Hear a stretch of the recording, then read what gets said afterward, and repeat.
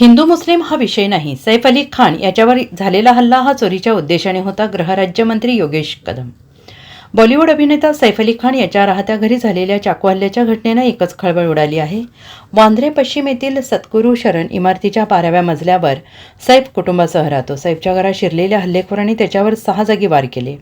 हल्ल्यात गंभीर जखमी झालेल्या सैफची प्रकृती सध्या स्थिर आहे. तर हल्लेखोराविषयी महत्त्वाची माहिती समोर आल्याचं गृहराज्यमंत्री योगेश कदम यांनी सांगितले.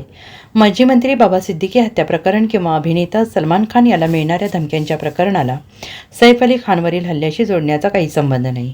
जी माहिती मिळाली त्यानुसार तो भुरटा चोर होता. हल्ला कशा पद्धतीने झाला हे लवकर समजेलच.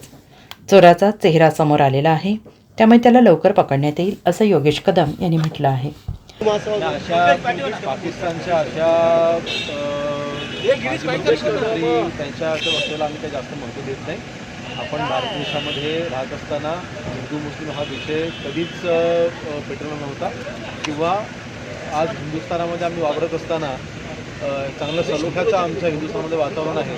पाकिस्तानसारख्या व्यक्तीच्यावरती आम्हाला काही बोलायची गरज देखील नाही. सैफ अली खानवरती झालेला हल्ला हा फक्त चोरीच्या उद्देशानेच होता. Bureau report SVN Marathi, Mumbai.